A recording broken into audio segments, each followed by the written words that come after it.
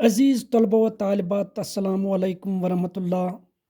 आज हम 9वीं जमात के बहारिस्तान उर्दू की जो चौथी लेसन है शमीम अहमद शमीम, इसकी हालात ज़िंदगी और अदबी खदमात, और इसके बाद इसी का खाका दीवान मरहूम की याद में पढ़ेंगे। तो सबसे पहले हम शमीम अहमद शमीम आज पढ़ेंगे, तो इसके बाद फिर दीवान मरहूम की याद में। शमीम अहमद शमीम जो है 1934 ईस्वी में उसकी पैदाइश हुई और 1980 में उसका इंतकाल हुआ। हालात ज़िंदगी उसकी यानी शमीम अहमद शमीम की। शमीम अहमद शमीम 1934 ईस्वी में शोपियान के नासनूर गांव में पैदा हुए। मैट्रिक पास करने के बाद श्रीनगर के एसपी कॉलेज में दाखिला लिया। बीए का इम्तिहान पास करते ही महकमे इत्तलात में मुलाजमत मिल गई। इस महकमे में उनको माहनामा तामीर की इदारत सौंपी गई। ये एक सहाफ़ी की हंगामा खेज़ ज़िंदगी का आगाज़ था। उस ज़माने में शमीम ने जो तनकीदी मज़ामीन तहरीर किए वो फ़िक्र अंगेज़ हैं। शमीम की सीमाबी तबीयत ने उनको मुलाजमत से मुस्तफ़ी होने पर मजबूर किया। चनांचे अलीगढ़ चले गए और एलएलबी का इम्तिहान पास करने के बाद श्रीनगर की अदालत में वकालत करने लगे। 1964 ईस्वी में हफ्ता रोज़ा आईना निकालना शुरू किया। इस अखबार के कॉलमों में शमीम ने कलम से वार किए। वो अपनी बारीक बीनी और मुर्दम शुनासी से बाज़ कदावर शख्सियात को महज चंद अल्फाज में समेट लेने का हुनर खूब जानते थे। शमीम अहमद शमीम मुल्क की पार्लियामेंट के मेंबर भी रह चुके हैं। उनका मुस्तकिल कालम चराग बेग एक अदब पारा तस्वुर किया जाता है। उनके अल्फाज का इंतखाब, जुमलों की तरकीब, इबारत की बंदिश और मज़ामीन की तरतीब मिलकर उनकी तहरीर को वाज़ेह बनाते थे। शमीम अहमद शमीम 1 मई 1980 ईस्वी को 45 साल की उम्र में इस दुनिया से उस वक़्त मुंह मोड़ कर चले गए जब उनकी ज़हनी सलाहियतें अपने शबाब पर थीं। तो ये तो थी शमीम अहमद शमीम की हालात ज़िंदगी और मुख्तसर अदबी खदमात। अब हम उसकी वजाहत करेंगे। चूँकि शमीम अहमद शमीम 1934 ईस्वी को शोपियान का एक गाँव है नासनूर, उसी में पैदा हुए। जब उन्होंने मैट्रिक का इम्तिहान पास किया, मैट्रिक का इम्तिहान के बाद आप श्रीनगर के एसपी कॉलेज यानी श्री प्रताप कॉलेज में उन्होंने दाखिला लिया। वहाँ पर बीए यानी बैचलर ऑफ आर्ट्स ये इम्तिहान पास किया और इसके बाद फिर महकमा इत्तलात इंफॉर्मेशन डिपार्टमेंट में उसको क्या मिली, मुलाजमत मिल गई। इस महकमे में एक माहनामा यानी मंथली जो मैगज़ीन निकलता था तामीर, उसके आप एडिटर बनाए गए। चूँकि यह सहाफ़ी की चूँकि उसको जर्नलिज़म की तरफ ज़्यादा दिलचस्पी थी, तो उसकी जो हंगामा खेज़ ज़िंदगी उसका ये आगाज़ था। उस ज़माने में शमीम ने जितने भी तनकीदी मज़ामीन लिखे यानी क्रिटिसिज्म पर, चूँकि ये भी एक सिनफ़ है तनकीद, ये भी एक सिनफ़ है उर्दू अदब में, तो उन्होंने जो मज़ामीन तहरीर किए वो फ़िक्र अंगेज़ हैं। फ़िक्र अंगेज़ मीन जो सोचने पर इंसान को मजबूर कर देते हैं। शमीम की जो सीमाबी तबीयत थी, सीमाबी तबीयत हो गया ऐसी तबीयत जो इंसान को एक ही जगह ठहरने न देती है, तो उसकी वजह से मुलाजमत से उन्होंने इस्तीफ़ा दिया। फिर आप अलीगढ़ चले गए और वहाँ पर एलएलबी यानी बैचलर ऑफ लॉ का इम्तिहान पास करके फिर श्रीनगर की अदालत में क्या करने लगे, वकालत करने लगे। 1964 में उन्होंने अपना न्यूज़ पेपर यानी अखबार आईना निकाला। वीकली ये निकलता था, यानी हफ्ता रोज़ा। इसमें इस अखबार के जो कॉलम थे, यानी जो वो कॉलम लिखते थे, उन्होंने कलम से अब वार करने शुरू किए हैं। इन्हें अपने कलम का बखूबी इस्तेमाल किया। वो चूँकि अपनी बारीक बीनी हम कहते हैं किसी मामले, किसी चीज़ की गहराई तक पहुँचना, और मुर्दम शनासी हो गया इंसान की पहचान, जिसकी वजह से वो महज बड़ी बड़ी शख्सियतों को चंद अल्फाज में, इन्हें बहुत ही मुख्तसर मजमून में उनकी सारी शख्सियत को क्या करता था, समेट लेता था। तो शमीम अहमद शमीम जो है, चूँकि उन्होंने इलेक्शन में हिस्सा लेकर और मेंबर ऑफ पार्लियामेंट भी आप बन गए, वो पार्लियामेंट मेंबर भी रह चुके हैं। इस जो अखबार वो निकालता था हफ्ता रोज़ा आईना, उसका एक मुस्तकिल कॉलम वो निकालते थे, इन्हें लिखते थे चिराग बेग के नाम से। वो एक अदबी तख्लीक मानी जाती थी, ख़ासकर उनमें जो अल्फाजों का इंतखाब और जुमलों की जो तरकीब होती थी। इन्हें तरकीब हम बोलते हैं, जो उनकी साख्त थी, बनावट थी। इसी तरीके से जो इक़्तिबास थे, उनमें जो अल्फाज और जुमलों की जो जकड़बंदी थी, और इसी तरीके से जो मज़ामीन की तरतीब थी, वो सचमुच उनकी तहरीर को वाज़ेह बना देती थी। क्योंकि शमीम अहमद शमीम की सलाहियतें जो थी वो बहुत बुलंद थी। तो लेकिन सिर्फ 1980 ईस्वी में सिर्फ 45 साल की उम्र में, यानी 45 ईयर्स की उम्र में वो इस दुनिया से क्या इंतकाल कर गई, जब उसकी सलाहियतें बिल्कुल आलम शबाब पर थीं। तो ये तो थी उनकी हालात ज़िंदगी और मुख्तसर अदबी खिदमात। अब हम इसका जो खाका है वो हम पढ़ेंगे दीवान मरहूम की याद में।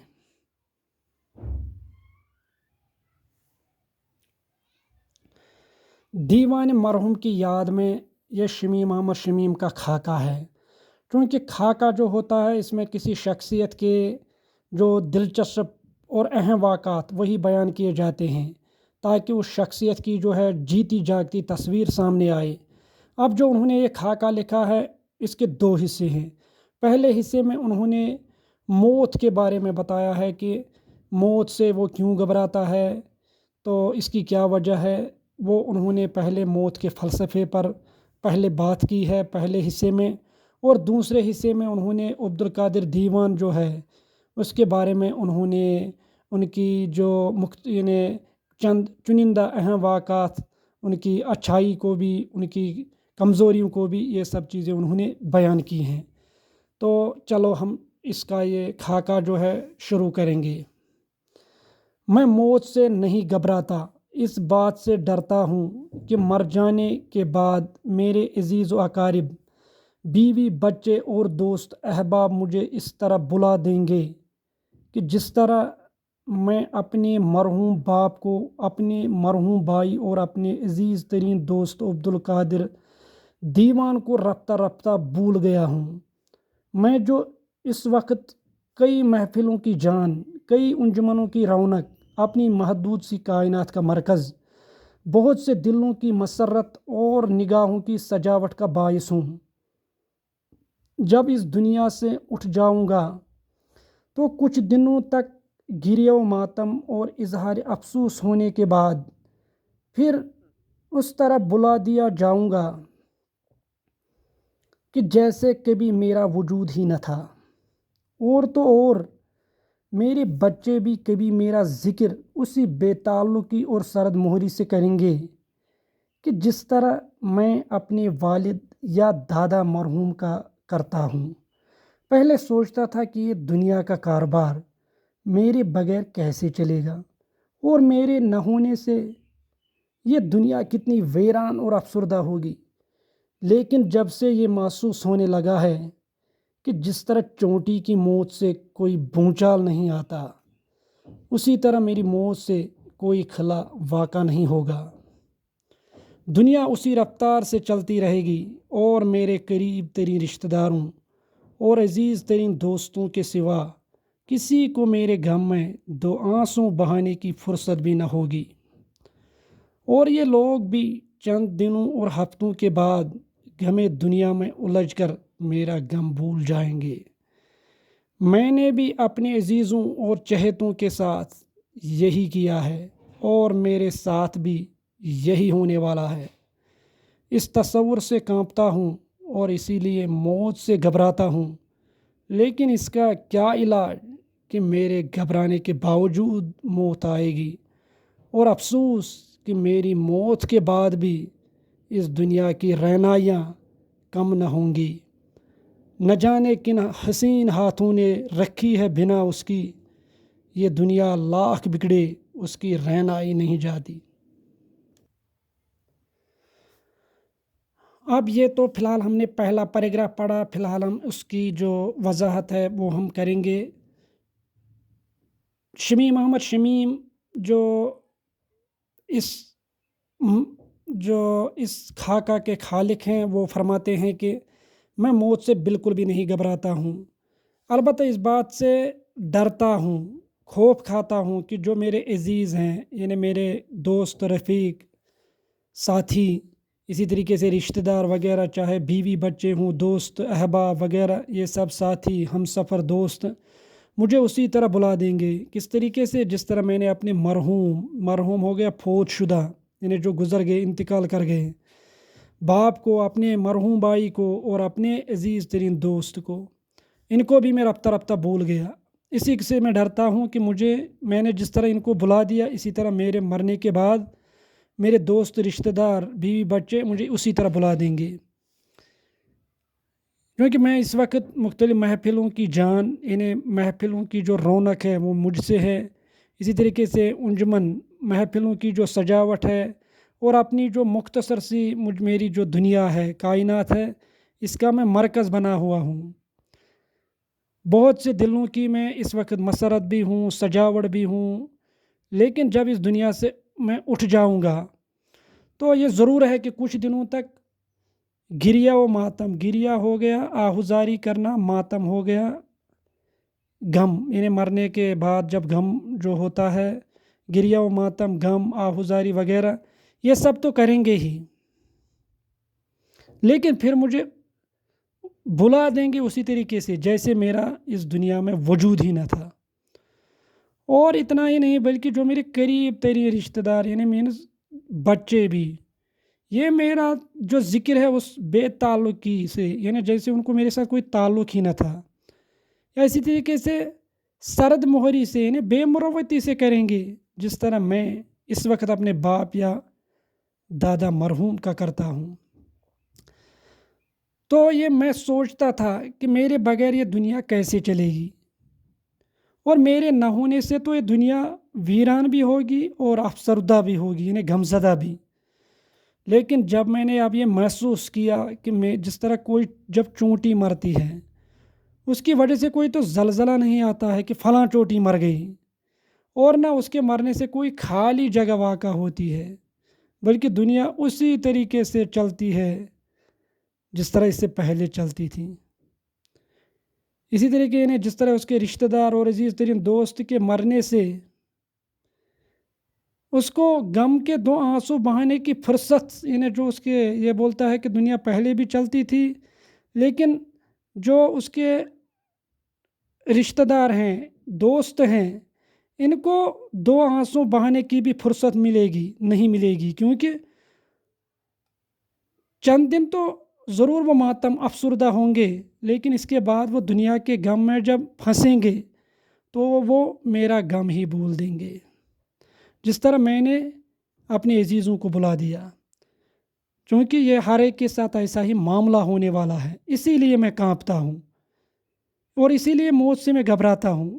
لیکن موت کا بہرحال کوئی علاج نہیں، یہ تو ہر ایک کو ضرور آنے ہیں، البتہ اس دنیا کی جو رہنائیاں ہیں، اچھائی ہے، زیبائی ہے، خوبصورتی ہے، یہ کبھی کم نہیں ہوں گی، کیونکہ یہاں پر شعر ہے کہ نہ جانے کن حسین ہاتھوں نے رکھی ہے بنا اس کی، کس کی یعنی بنیاد، اس دنیا کی کس نے رکھی ہے بنیاد، کتنا بھی یہ دنیا بگڑے، لیکن جو اس کی خوبصورتی ہے یہ کبھی نہیں جاتی ہے. انہیں ہر روز نئی نئی تازہ نعمتیں وہ دکھاتی رہتی ہے. یہ خوبصورتی ہی اس کی بڑھ جاتی ہے، اگرچہ یہ کتنی ہی بگڑے، کتنی ہی بار اس کو تباہ و برباد کیا گیا، لیکن پھر بھی اس کی جو زیبائی ہے وہ کبھی ختم نہیں ہوتی.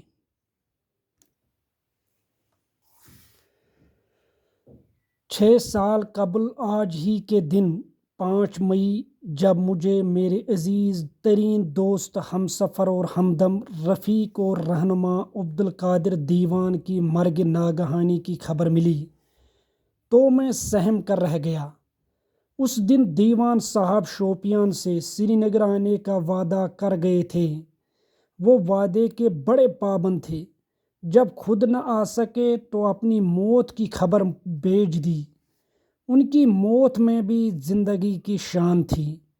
وہ اپنے کاروبار کے سلسلے میں 3-4 ماہ تک دہلی میں قیام کرنے کے بعد اسی ہفتے گھر لوٹے تھے. ان کی غیر حاضری کے دوران ان کے ایک عزیز رحلت فرما گئے تھے اور دیوان صاحب مرحوم کے گھر تعزیت پرسی کے لیے جا رہے تھے کہ خود مرحوم ہو گئے. شوپیان سے 4 میل دور رتنی پورہ کے قریب ان پر بجلی گر پڑی اور وہ اپنے گھوڑے سمیت وہیں ڈیر ہو گئے. میں ان کی آمد کا انتظار کرتا رہا اور وہ اپنے آخری سفر پر روانہ ہو چکے تھے. اب یہ کہتا ہے کہ 6 سال قبل، یعنی یہ 5 مئی، اصل میں 1973 میں انہوں نے یہ مضمون یعنی ایک خاکہ لکھا ہے. تو اگر ہم 6 سال پہلے مانیں گے تو 1967 اس روز جو اس کے عزیز ترین دوست تھے، ہم سفر یعنی شریک سفر تھے، ہمدم تھے یعنی رازدان بھی تھے، اس کے رفیق بھی تھے یعنی ساتھی، ہمدرد وغیرہ، اور رہنما یعنی رہبری کرنے والے عبدالقادر دیوان جو تھے، ان کی مرگ ناگہانی ہو گیا. اچانک موت جو ہے، جب اسے یہ خبر ملی تو وہ بالکل ڈر کر رہ گئی، یعنی سہم کر رہ گئی. اس دن دیوان صاحب نے کیا کیا تھا، اس سے شوپیان سے سری نگر آنے کا وعدہ کر گئے تھے. چونکہ شمیم احمد شمیم اس دفعہ سری نگر میں رہتے تھے، تو دیوان صاحب نے اس سے کہا تھا کہ میں شوپیان سے سری نگر آؤں گا. وہ وعدے کے بڑے پابند تھے. یعنی اس کی ایک خوبی ہے کہ وہ وعدے کے بڑے پابند تھے. وہ تو خود نہ آ سکے لیکن موت کی خبر تو بھیج دی. ان کی موت میں بھی بڑی شان تھی، وقار تھا، عظمت تھی. وہ اپنے کاروبار کے سلسلے میں 3-4 ماہ تک دہلی میں قیام کرتے تھے. یعنی کاروبار اس کا چلتا تھا، اسی سلسلے میں وہ دہلی جاتے تھے اور وہاں پر قیام کرتے تھے 3-4 مہینے تک. ان کی غیر حاضری کے دوران جب ان کے ایک عزیز ہم دونوں کو، دوست کو بھی کہتے ہیں اور رشتہ دار کو بھی، جب ان کا انتقال ہو گیا تو دیوان صاحب اب کیا ہو گئے، دیوان صاحب اس کی تعزیت پرسی یعنی ماتم پرسی کرنے کے لیے ان کے گھر جا رہے تھے، لیکن وہ خود مرحوم ہو گئے، یعنی وہ خود وفات پا گئے. کس طریقے سے، وہ یہاں پر بتایا گیا کہ شوپیان سے 4 میل دور جو رتنی پورہ ہے، ان کے اوپر جو ہے وہ بجلی گر پڑی، یعنی آسمان سے بجلی ان پر گری، جس سے وہ بھی اور اس کا گھوڑا بھی جو تھا وہ بھی ڈیر ہو گئے، یعنی وہ بھی دونوں مر گئے. تو یہ تو ان کی آنے کا تو انتظار کرتے رہے، لیکن وہ تو اپنے آخری سفر پر روانہ ہو چکے تھے. دیوان صاحب کی موت سے پہلے بھی مجھے موت کی بے رخی، بے مروتی اور بے رحمی کا کچھ اندازہ تھا.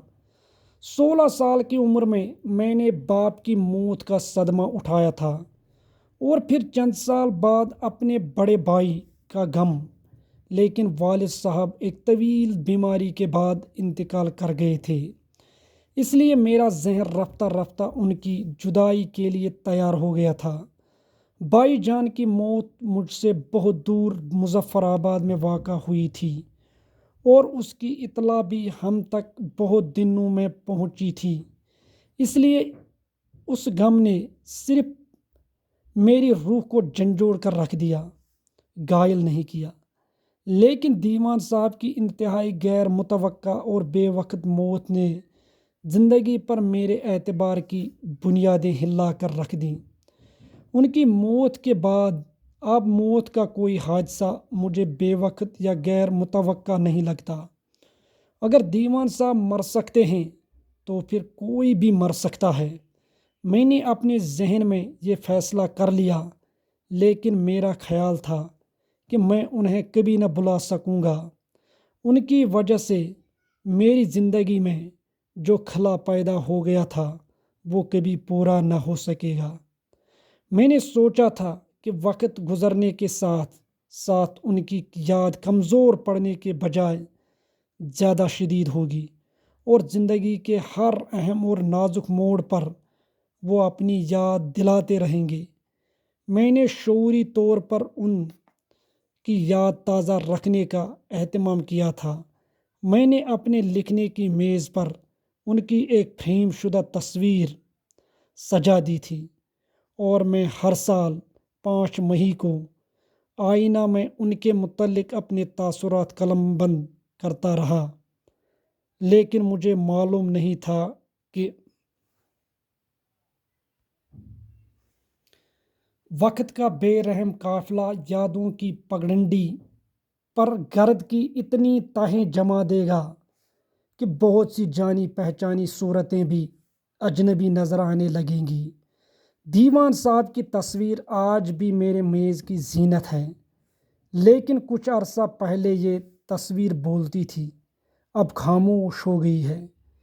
ان کی یاد اب بھی میرے سینے میں محفوظ ہے، لیکن بہت سی یادوں کا ایک حصہ بن کر یہ یاد اپنی شخصیت کھو گئی ہے۔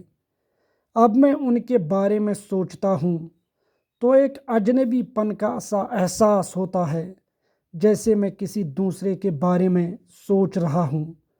وقت کے بے مروت ہاتھوں نے میری زندگی کا سب سے بیش قیمت سرمایہ لوٹنا شروع کر دیا ہے، اور میں اس جرم کا اقبال کرتا ہوں کہ میں ایک خاموش تماشائی کی حیثیت سے یہ لوٹ، یہ غارت گری دیکھ رہا ہوں۔ ابھی دیوان صاحب کو ہم سے جدا ہوئے صرف 6 سال ہو گزرے ہیں، لیکن آج ان کی 6ٹی برسی پر ان کی یاد منانے کے لیے مجھے کئی بار اپنے آپ کو یاد دلانا پڑا۔ پچھلے سال تو میں ان کا تذکرہ کرنا بھی بھول گیا تھا۔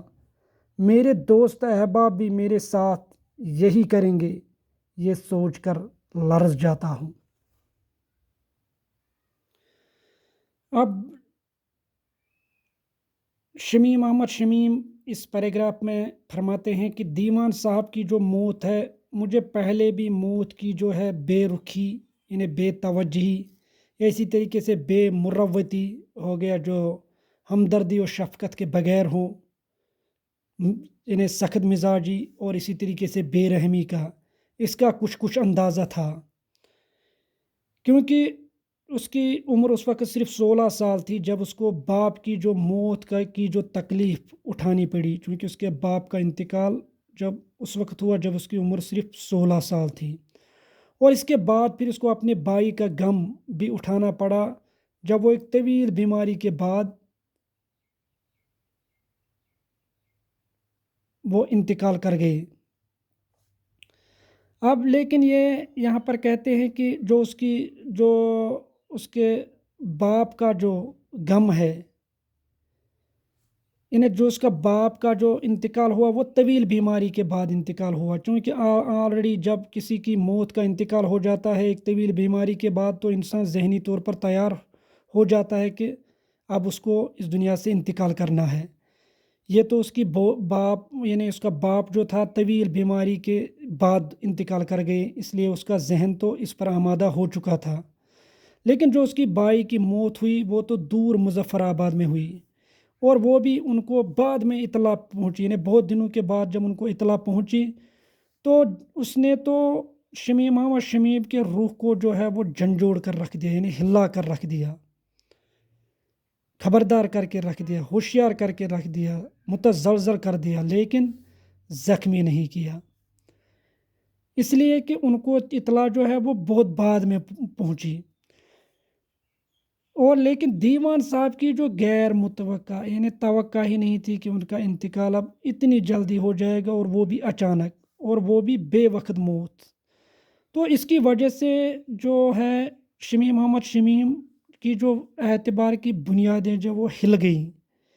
اس کو اب لگتا ہے کہ کوئی بھی جب اس نے اپنے دوست کا غم اٹھایا، جس کی جو انتقال ہوا، بے وقت کی موت اور غیر متوقع، وہ سوچ بھی نہیں سکتا تھا کہ میرے دوست کا انتقال اس طریقے سے اچانک ہو جائے گا۔ تو وہ کہتے ہیں کہ اگر کوئی بھی جب دیوان صاحب مر سکتے ہیں تو کوئی بھی مر سکتا ہے۔ تو اس کے ذہن نے اب یہ فیصلہ کر لیا تھا کہ میں انہیں اب کبھی نہیں بلا پاؤں گا، کیونکہ اس کی وجہ سے شمیم احمد شمیم کی زندگی میں جو خالی پن پیدا ہو گیا تھا وہ کبھی پر نہیں ہو سکے گا۔ لیکن کیا کریں، وقت جب گزر گیا، وقت گزرنے کے ساتھ ساتھ آہستہ آہستہ اس کو اپنے دوست کی جو یاد ہے وہ کمزور پڑنے لگی۔ وہ سمجھتا تھا کہ اس کی جو یاد ہے وہ مجھے ہر وقت زیادہ سے زیادہ شدید ہوگی، اور ہر نازک موڑ پر میں کیا کروں گا، اس کی یاد جو ہے وہ مجھے دلاتی رہے گی، اس کی جو رہنمائی ہے، اس کی گائیڈنس جو ہے وہ مجھے ضرور یاد پڑے گی۔ اور اس نے شعوری طور پر اس کا اہتمام بھی کیا تھا۔ کس طریقے سے انہوں نے ایک فریم شدہ تصویر جو ہے وہ اسی ٹیبل پر رکھی تھی جس پر وہ آئینہ جو اس کا اخبار تھا، اس میں جو وہ اپنے تاثرات اپنے جو مضامین لکھتا تھا اس ٹیبل پر۔ وہ سمجھتا تھا کہ اب میں ہر سال 5 مئی کو اس کے بارے میں اپنے جو خیالات ہیں وہ قلم بند کروں گا۔ لیکن جو وقت کا بے رحم قافلہ ہے، اس کی جو یاد کی پگڈنڈی ہو گیا راستہ، جو سڑک کے دائیں اور بائیں طرف راستہ ہوتا ہے، جب کوئی پگڈنڈی ہو اور اس پر صرف 1 2 3 آدمی چلتے ہیں تو لازمی بات ہے انسان ان کے پیروں سے پہچان سکتا ہے جو ان کے پیر اس گرد پر پڑے ہیں۔ لیکن لازمی بات ہے جب وہاں سے بہت سے لوگ گزرتے ہیں تو وہاں پر ان کی پہچان پھر مشکل ہو جاتی ہے۔ ویسا ہی جب انسان کے ذہن میں صرف 1 2 3 کے خیالات ہوتے ہیں تو لازمی بات ہے ان کی یاد تو رہے گی دماغ میں۔ تو لیکن جب بہت سی یادیں ہوں ذہن میں، بہت سے خیالات ہوں، بہت سے احساسات، جذبات، بہت سی پریشانیاں، یہ سب چیزیں جب ہوں گی تو لازمی بات ہے پھر جو جانی پہچانی صورتیں بھی ہوں وہ پھر انسان کو اجنبی، جیسے ان کو جانتا ہی نہ ہو لگیں گی۔ ویسی بات یہ کہتا ہے کہ دیوان صاحب کی تصویر جو ہے وہ آج بھی کس کے میز پر ہے؟ شمیم احمد شمیم کی۔ لیکن کچھ عرصہ تک یہ تصویر بولتی تھی، اس کی یاد تو اس کے ذہن میں تھی۔ اب یہ خاموش ہو گئی کیونکہ اب اس کے ذہن سے آہستہ آہستہ اس کی یاد بھی محو ہوتی گئی۔ ان کی یاد جو ہے یہ تو سینے میں محفوظ ہے، حفاظت سے ہے، لیکن اب یہ بہت سی یادوں کا ایک حصہ بن کر رہی۔ جس طرح اس کی یاد ویسا ہی اب یہ کہ حصہ بن کر رہ گئی۔ اب شمیم احمد شمیم کہتے ہیں کہ جب میں اس کے بارے میں سوچتا ہوں تو ایک اجنبی پن کا سا احساس ہوتا ہے، جیسے اس کو میں جانتا ہی نہیں ہوں۔ یہ کہتا ہے کہ جیسے میں کسی دوسرے کے بارے میں سوچ رہا ہوں، اور یہ جو وقت کا بے مروت، جس میں کوئی ہمدردی نہ ہو۔ چونکہ یہ یاد رکھنا چاہیے کہ جب انسان کا زخم گہرا لگتا ہے، چاہے وہ عزیز کی رحلت کی وجہ سے، اس کے عزیز ترین جب کوئی رشتہ دار ہو، دوست ہو، رحلت کر گیا ہو، تو لازمی بات ہے ذہن پر جو دل پر جو زخم لگتا ہے وہ لگتا ہے کہ وہ بھر نہیں سکتا۔ لیکن جب آہستہ آہستہ وقت گزرتا ہے تو اس کی وہ یاد جو ہے ذہن سے محو ہوتی چلی جاتی ہے۔ ویسا ہی یہ کہتا ہے کہ وقت کا جو بے مروت ہاتھ ہے وہ مجھ سے ایک قیمتی سرمایہ اب لوٹنا شروع کر رہا ہے، اور میں اس جرم کا جو ہے وہ اقرار بھی کرتا ہوں۔ میں ایک خاموش تماشائی کے ساتھ یہ لوٹ بھی اور یہ غارت گری بھی یہ میں دیکھ رہا ہوں کہ کس طریقے سے وقت مجھ سے میری یاد، میرے دوست کی یاد چھین رہا ہے۔ اس دیوان صاحب کو صرف جدا ہوئے 6 سال ہی ہو گئے، صرف 6 سال، لیکن چھٹی برسی کے وقت بھی مجھے کئی بار اس کی یاد منانے کے لیے اپنے ذہن کو بار بار یاد دلانا پڑا، اور پچھلے سال تو اس کا ذکر کرنا بھی میں بھول گیا، اور میرے ساتھ میرے دوست میرے ساتھ یہی کچھ کریں گے، یہی سوچ کر میں لرز جاتا ہوں۔ تو یہاں تک تو اس کا ایک حصہ تھا موت کے فلسفے پر، انہوں نے بات کی کہ کس طریقے سے، جس طریقے سے میں نے اپنے دوست، انہیں میں نے باپ اپنے بھائی کو بلا دیا اور اپنے دوست کو، اسی طریقے سے لوگ، میرے دوست، میرے رشتہ دار اور میرے بیوی بچے، یہ مجھے اسی طرح بلا دیں گے۔ اب یہاں پر عبد القادر دیوان کا کچھ، انہیں اس کی زندگی کے بارے میں چند واقعات یہاں پر انہوں نے بیان کیے ہیں۔ عبد القادر دیوان کون تھے، کیا تھے اور کہاں رہتے تھے؟ ان سوالات کا جواب دینا میرے لیے آسان نہیں۔ وہ کوئی سیاسی لیڈر، مذہبی رہنما، اہل قلم یا صاحب تصنیف بزرگ ہوتے تو میں ان کے سیاسی کارناموں، ادبی محرکوں اور فکری رجحانات کی تفصیل بیان کر کے اپنے دل کا بوجھ ہلکا کرتا، لیکن وہ تو ایک ایسی گمنام بلکہ بے نام سی شخصیت کا نام ہے جس سے صرف اس کے عزیز ترین اور قریب ترین دوست ہی آشنا ہیں۔ وہ شوپیان سے 1 یا 1.5 میل کے فاصلے پر واقع گاؤں چگام میں دکیانوسی رئیسوں کے ایک ایسے گھرانے میں پیدا ہوئے تھے کہ جہاں لڑکیوں کی تعلیم گناہ عظیم اور لڑکوں کی تعلیم تضیع اوقات اور معیوب سمجھی جاتی تھی۔ لیکن دیوان کو بچپن ہی میں کتابوں کی پریاں اٹھا کر لے گئی اور اس سے ایسی نظر لگا دی کہ وہ ساری زندگی کتابوں کی ورق گردانی کرتا رہا، بزرگوں کی نظریں بچا کر اپنا پیٹ اور اپنے باپ کی جیب کاٹ کر وہ کتابیں خریدتا رہا اور پڑھتا رہا۔ یہ اس کے ذوق و شوق کا ہی معجزہ تھا کہ دکان پر چائے، کپڑا اور نمک بیچتے بیچتے اس نے پہلے میٹرک اور پھر ادیب فاضل کا امتحان پاس کر لیا، اور یہ انہی کی صحبت کا فیض ہے کہ میں آج 4 حرف لکھ سکتا ہوں، اور ادب اور زندگی میں اچھے برے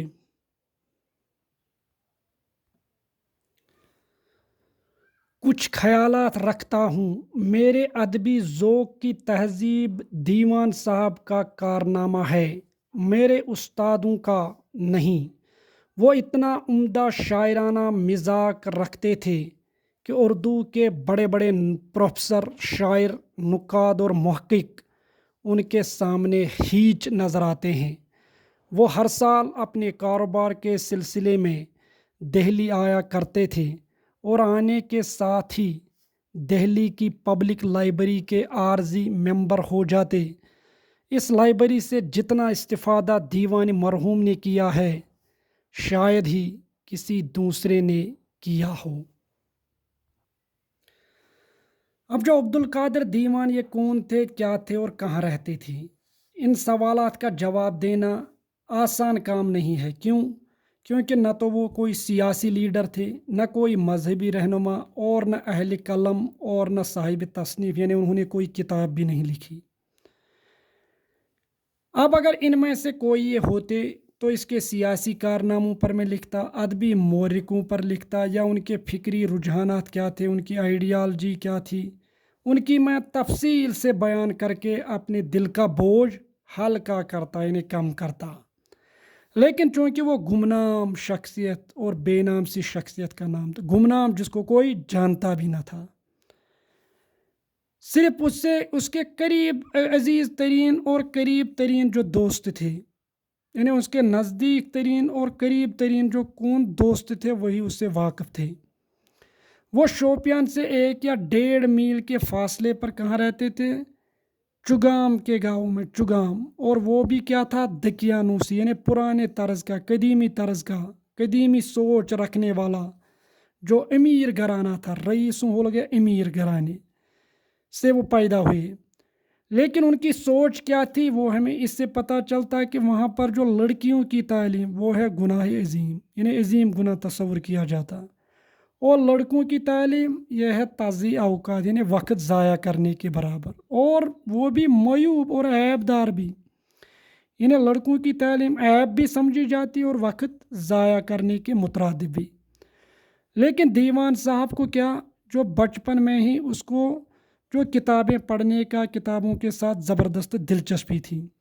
یہاں پر یہ ظاہری معنی نہیں کہ کتابوں کی پریاں ہی اٹھا کر لے گئی، بلکہ کتابوں کے ساتھ اس کو دلچسپی تھی، اور ساری زندگی وہ کتابوں کے ساتھ دلچسپی دیتے رہے، کتابیں پڑھتے رہے۔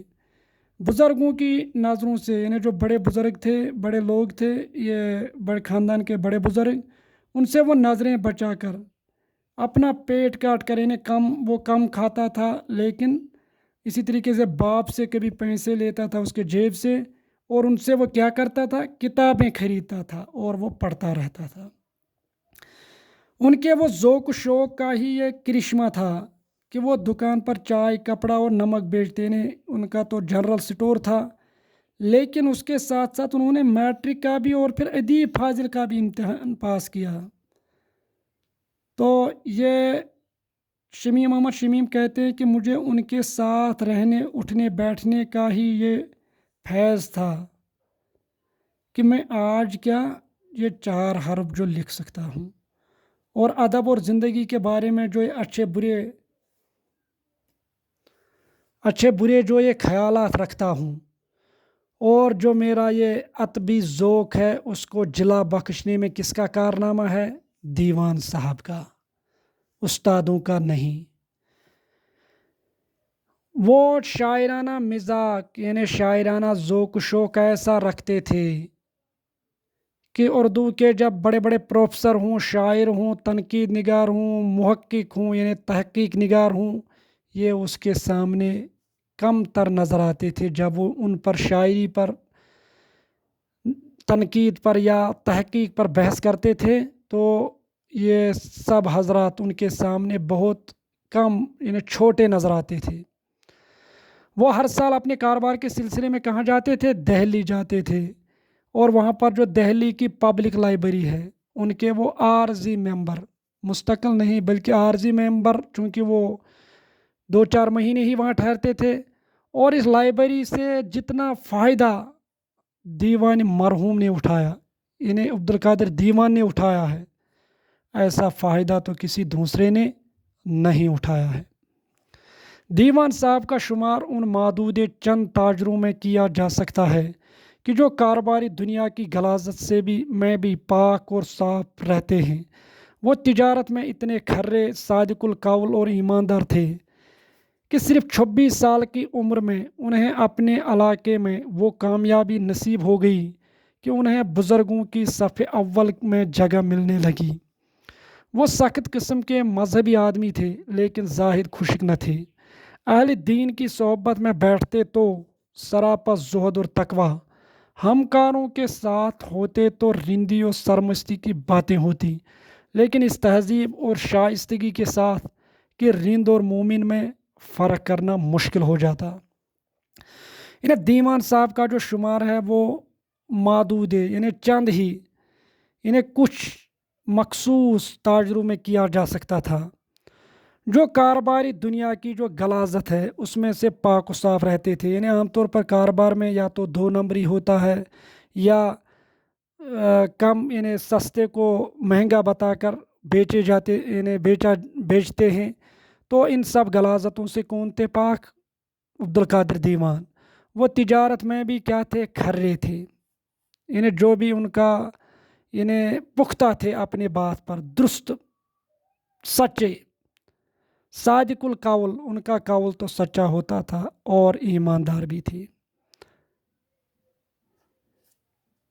صرف 26 سال کی عمر میں ان کو اپنے علاقے میں اتنی کامیابی نصیب ہوئی کہ بڑے بڑے بزرگوں میں ان کو جگہ ملنے لگی، یعنی بڑے بڑے بزرگوں میں ان کو جگہ ملنے لگی صرف 26 سال کی عمر میں۔ وہ تو سخت قسم کے مذہبی آدمی تھے، لیکن زاہد خوشک نہ تھے، زاہد ہو گیا پرہیزگار۔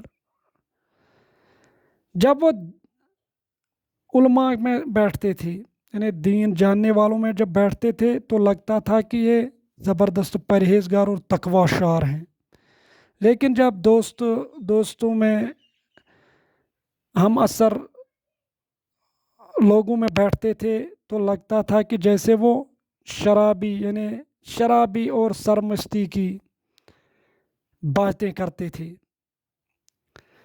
یعنی آزادانہ طور پر بالکل زہد کے خلاف، جیسے آزادی سے باتیں وہ کھل کر باتیں کرتے تھے، بے تکلف، جس میں کوئی ہچکچاہٹ نہ ہو۔ انہیں لگتا ہے کہ جیسے بالکل یہ آزادانہ طور پر بے تکلف انداز میں، لیکن اس تہذیب اور شائستگی، یعنی اس اچھے طریقے کے ساتھ کہ رند اور مومن میں فرق کرنا مشکل ہو جاتا۔ دیوان مرحوم کو 5 وقت نماز پڑھنے کے ساتھ ساتھ فلمیں دیکھنے کا بھی بڑا شوق تھا، اور میں انہیں اکثر یہ کہہ کر چھیڑتا کہ جنت میں تازہ ترین فلموں کی نمائش کا کوئی انتظام نہیں۔ یعنی آپ یہاں پر دیوان مرحوم کی جہاں پر خوبی بھی بیان ہے، وہاں پر اس کی خامی بھی۔ خوبی ہے کہ وہ 5 وقت نماز پڑھتے تھے، لیکن خامی کی فلمیں دیکھنے کا بھی شوقین تھا، اور محمد شمیم اس سے اکثر چھیڑتے کہ جنت میں وہاں پر تازہ فلموں کی وہ جو نمائش ہے وہاں پر کوئی انتظام وہاں پر نہیں ہے۔ عبدالقادر دیوان اگر خاندانی رئیسوں کے بجائے کسی غریب گھرانے میں پیدا ہوئے ہوتے تو مجھے یقین ہے کہ وہ اپنی شخصیت اور صلاحیتوں کا زیادہ بھرپور اظہار اور استعمال کر سکتے تھے۔ ان کی زبان اور ان کے قلم میں وہ جادو تھا کہ بڑے بڑے مقرروں اور ادیبوں کے ہاں مجھے نظر نہیں آتا۔ وہ یوں تو بہت شرمیلے تھے اور بے تکلف، دوستوں کے علاوہ کسی سے بے تکلف نہ ہوتے، لیکن جب ایک بار کھل جاتے تو پھر انداز گل افشانی گفتار دیکھنے کے قابل ہوتا۔ اب عبدالقادر دیوان جو تھا، یہ چونکہ رئیس کے بڑے امیر گھرانے میں پیدا ہوئے، اگر وہ اس کے بجائے کسی غریب گھرانے میں پیدا ہوتے تو اس کی جو شخصیت میں صلاحیت تھی وہ بھرپور اس کا استعمال کر سکتے تھے، کیونکہ وہاں پر اس کو خاندانی خوف تھا، جس کی وجہ سے ان کی صلاحیتیں جو ہیں وہ ابھر نہیں پائیں۔ ان کی زبان میں بھی اور قلم میں بھی وہ جادو تھا جو بڑے بڑے مقرروں، تقریر کرنے والوں یا ادیبوں میں، ادب لکھنے والوں میں نظر نہیں آتا ہے۔ اگرچہ وہ بہت شرمیلے تھے اور بے تکلف، دوستوں کے علاوہ یعنی جن کے ساتھ وہ بغیر کسی ہچکچاہٹ کے بات کر سکتے تھے، کبھی بے تکلف نہیں ہوتے، لیکن جب وہ پھر ایک بار کھل جاتے ہیں، جب ایک بار وہ سٹارٹ ہو جاتے، شروع کرتے، تو ان کی جو باتیں تھیں ان سے جیسے پھول جڑتے تھے ان کی باتوں سے۔ افسوس کہ ان خاندانی روایات نے ان کے جوہروں کو نکھرنے نہ دیا، اور عین اس وقت جب وہ اپنی قوت ارادی کے بلبوتے پر خاندانی روایات اور طلسمات کی زنجیریں توڑ چکے تھے، موت نے فرصت نہ دی، اور اس طرح ان کی شخصیت کا گنچا پوری طرح کھلنے بھی نہ پایا۔ دیوان صاحب پر کوئی کتاب نہیں لکھی جا سکتی، لیکن اگر میں شاعر ہوتا تو ان پر ایک خوبصورت نظم کہتا جس میں ان کی خوبصورت شخصیت کو ایک ایسے پھول سے تشبیہ دیتا کہ جس کے رنگ میں نہ شوق ہیں اور نہ گہرے، لیکن جس کی خوشبو سے سارا ماحول معطر ہے۔ انہیں خود بھی بڑکیلے رنگ اور اونچے سروں والی موسیقی ناپسند تھی۔ وہ شعلہ باری سے زیادہ دھیمی آواز کو پسند کرتے تھے، اور یہی ان کی شخصیت کی خصوصیت تھی۔ جس طرح ایک اچھے اور نازک شعر کا ترجمہ اور اس کی تفسیر مشکل ہے، اسی طرح دیوان صاحب کا تعارف بھی میرے لیے مشکل کام ہے۔ لیکن آپ کو بتا دوں کہ جب کبھی کوئی بولا بٹکا میری تقریر یا تحریر کی تعریف کرتا ہے تو مجھے دیوان صاحب کی یاد آتی ہے، اور میں من ہی من میں ان سے کہتا ہوں کہ سن لیجئے اپنی تعریف، میں ان کی عنایت، مروت اور رہنمائی کا ایک ادنا سا کرشمہ ہوں، صد ہے کہ اس کے باوجود میں اس سے بولنے لگا ہوں، اور یہی دنیا کی ریت ہے۔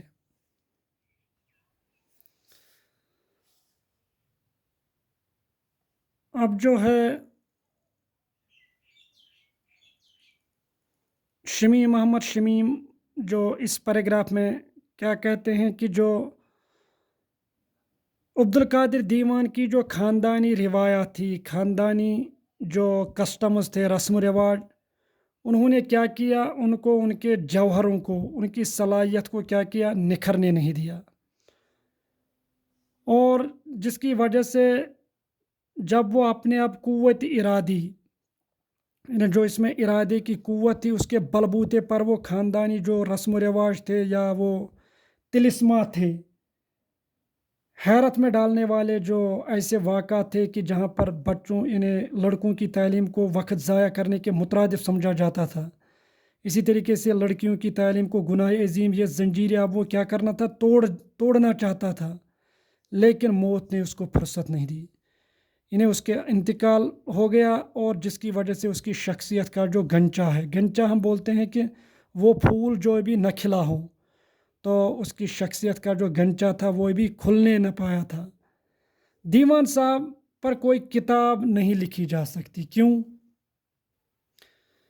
کیونکہ شمیم احمد شمیم کہتے ہیں کہ اگر میں شاعر ہوتا، چونکہ وہ شاعر نہیں تھے بلکہ وہ ادیب تھے، تو وہ اس پر کیا لکھتا، خوبصورت نظم اس پر لکھتا، اور جس میں اس کی خوبصورت جو شخصیت تھی اس کو کس ایسے پھول سے تشبیہ دیتا۔ تشبیہ ہو گیا جب ہم ایک چیز کو دوسری چیز کے مانند ٹھہراتے ہیں کسی مشترکہ خصوصیت کی وجہ سے، تو اس کو ایسے پھول سے تشبیہ دیتا جس کا رنگ نہ تیز ہوتا اور نہ کم، یعنی نہ ڈارک ہوتا اور نہ پورا برائٹ، بلکہ اس کے بیچ بیچ، لیکن اس کی جو خوشبو ہے اس سے سارا ماحول جو ہے وہ معطر ہو جاتا، کیونکہ عبدالقادر دیوان کو بڑکیلے رنگ، یعنی تیز رنگ پسند بھی نہیں تھے، اور زور زور کی موسیقی جو ہے، دھن وہ بھی پسند نہیں تھی، وہ شعلہ باری سے، یعنی وہ گرجدار آواز کے بجائے دھیمی آواز کو پسند کرتے تھے، اور یہی ان کی شخصیت کی خصوصیت بھی تھی۔ جس طرح ایک اچھے بھی اور نازک شعر کا ترجمہ بھی یا اس کی تفسیر بھی شرح مشکل ہوتی ہے، اسی طرح دیوان صاحب کا تعارف یہ شمیم صاحب کہتے ہیں کہ میرے لیے بہت مشکل ہے۔ جس طرح کوئی بولا بٹکا، انہیں کوئی عام سا آدمی، کوئی بھی آدمی کبھی میری تقریر یا میری تحریر کی تعریف کرتا ہے، کس کی تحریر یا تقریر؟ شمیم محمد شمیم کی، تو وہ کہتا ہے کہ مجھے دیوان صاحب کی یاد آتی ہے، اور میں اندر ہی اندر اس سے کہتا ہوں کہ سن لیجئے میری تعریف، سن لیجئے اپنی تعریف، یعنی دیوان مرحوم اپنی تعریف سن لیجئے، چونکہ میں ان کی جو عنایت ہے، یعنی جو اس کی خوبصورتی، اچھائی تھی، مروت ہمدردی تھی، یا اس کی گائیڈنس تھی، رہنمائی، یہ اس کا ایک ادنا سا کرشمہ ہے، ادنا سا کرشمہ ہے، لیکن افسوس اس کے باوجود بھی شمیم محمد شمیم کہتے ہیں کہ میں اس سے بھول گیا ہوں، کیونکہ دنیا کا یہی دستور ہے، یعنی اس کی یہی ریت ہے۔ تو یہ خاکہ انہوں نے 7 مئی 1973 عیسوی کو آئینہ، جو ان کا منتھلی، جو ویکلی ان کا نیوز پیپر تھا، اسی میں انہوں نے یہ تحریر کی ہے۔